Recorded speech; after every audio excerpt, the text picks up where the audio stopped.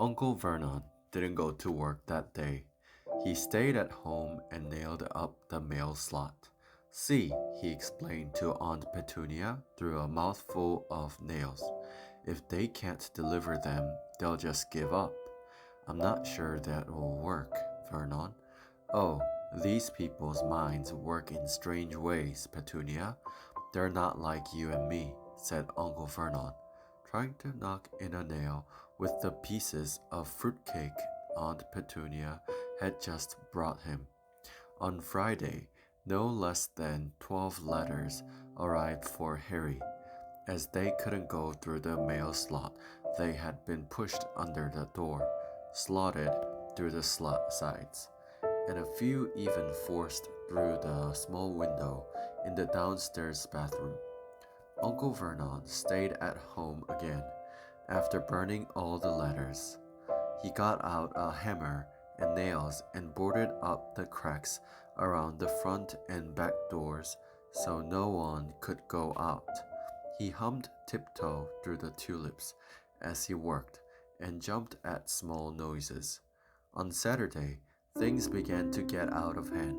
24 letters to Harry found their way into the house, rolled up and hidden inside each of the 2 dozens of eggs that their very confused milkman has handed Aunt Petunia through the living room window, while Uncle Vernon made furious telephone calls to the post office and the dairy trying to find someone to complain to. Aunt Petunia shredded the letters in her foot processors. Who on earth wants to talk to you this badly? Dudley asked Harry in amazement. On Sunday morning, Uncle Vernon sat down at the breakfast table looking tired and rather ill, but happy. No post on Sundays, he reminded them cheerfully as he spread marmalade on his newspapers. No damn letters today. Something came whistling down the kitchen chimney as he spoke and caught him sharply on the back of the head. Next moment, 30 or 40 letters came pelting out of the fireplace like bullets. The Dursleys ducked, but Harry leaped into the air trying to catch one. Out, out. Uncle Vernon seized Harry around the waist and threw him into the hall. When Aunt Petunia and Dudley had run out with their arms over their faces, Uncle Vernon slammed the door shut. They could hear the letters still streaming into the room, bouncing off the walls and floor. That does it, said Uncle Vernon, trying to speak calmly, but pulling great tufts out of his mustache at the same time. I want you all back here in 5 minutes ready to leave. We're going away. Just pack some clothes. No arguments. He looked so dangerous with half his mustache missing that no one dared argue. 10 minutes later, they had wrenched their way through the boarded-up doors and were in the car, speeding toward the highway. Dudley was sniffling in the back seat. His father had hit him round the head for holding them up while he tried to pack his television, VCR, and computer in his sports bag. They drove, and they drove. Even Aunt Petunia didn't dare ask where they were going. Every now and then, Uncle Vernon would take a sharp turn and drive in the opposite direction for a while. Shake him off. Shake him off, he would mutter whenever he did this. They didn't stop to eat or drink all day. By nightfall, Dudley was howling. He'd never had such a bad day in his life. He was hungry. He'd missed 5 television programs he'd wanted to see. And he'd never gone so long without blowing up an alien on his computer. Uncle Vernon stopped at last outside a gloomy-looking hotel on the outskirts of a big city. Dudley and Harry shared a room with twin beds and damp, musty sheets. Dudley snored, but Harry stayed awake. sitting on the windowsills, staring down at the lights of passing cars and wondering. They ate stale cornflakes and cold tinned tomatoes on toast for breakfast the next day. They had just finished when the owner of the hotel came over to their table. "Excuse me, but is one of you Mr. H. Potter? Only I got about an hundred of these at the front desk." She held up a letter so they could read the green ink address. Mr. H. Potter, Room 17, Railview Hotel, Cokeworth. Harry made a grab for the letter, but Uncle Vernon knocked his hand out of the way. The woman stared. "I'll take them," said Uncle Vernon, standing up quickly and following her from the dining room. "Wouldn't it be better just to go home, dear?" Aunt Petunia suggested timidly. Hours later, but Uncle Vernon didn't seem to hear her. Exactly what he was looking for, none of them knew. He drove them into the middle of a forest, got out, looked around, shook his head, got back in the car, and off they went again. The same thing happened in the middle of a plowed field, halfway across the suspension bridge and at the top of a multi-level parking garage. "Daddy's gone mad, hasn't he?" Dudley asked Aunt Petunia duly late that afternoon.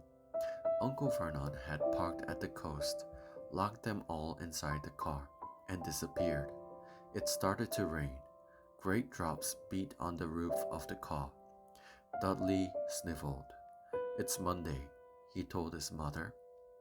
"The great Humberto's on tonight. I want to stay somewhere with a television." Monday. This reminded Harry of something. If it was Monday, and you could usually count on Dudley to know the days of the week because of television, then tomorrow, Tuesday, was Harry's 11th birthday. Of course, his birthdays were never exactly fun.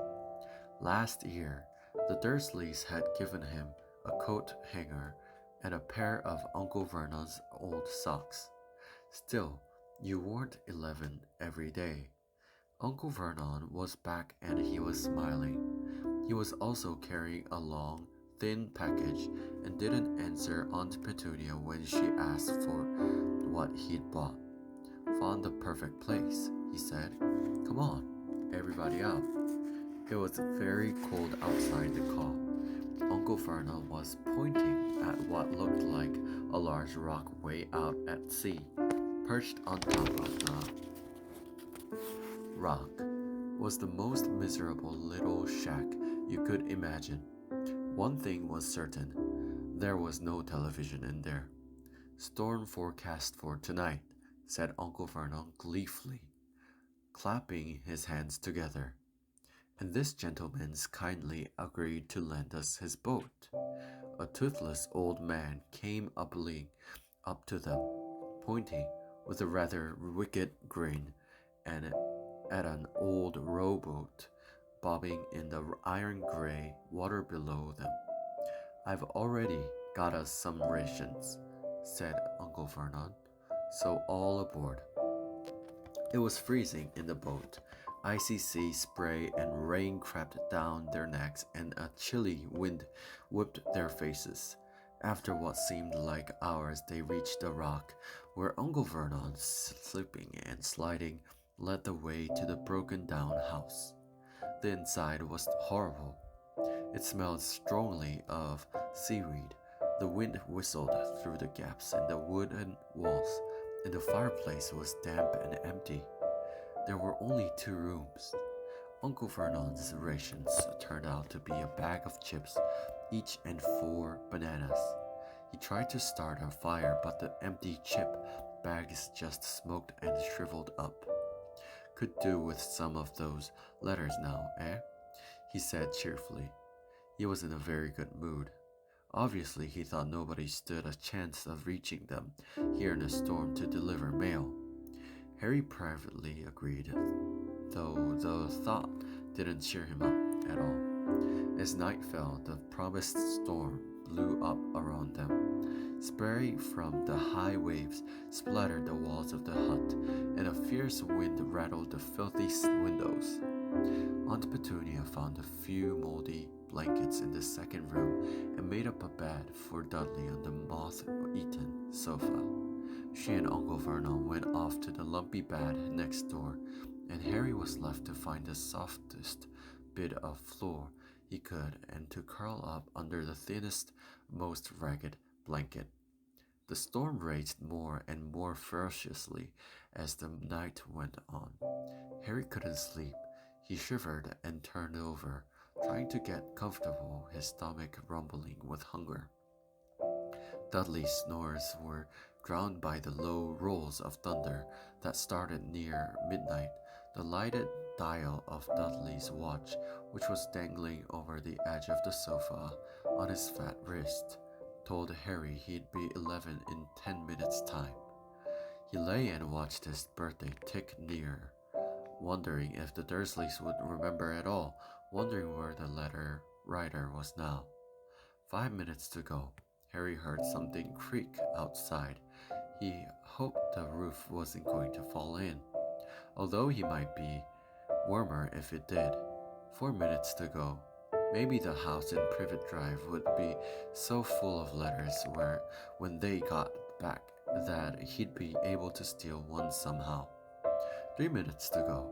Was that the sea slapping hard on the rock like that? And 2 minutes to go. What was that funny crunching noise? Was the rock crumbling into the sea? 1 minute to go and he'd be 11, 30 seconds, 20, 10, 9. Maybe he'd wake Dudley up just to annoy him. 3, 2, 1.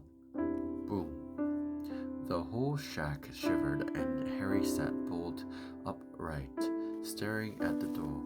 Someone was outside knocking to come in.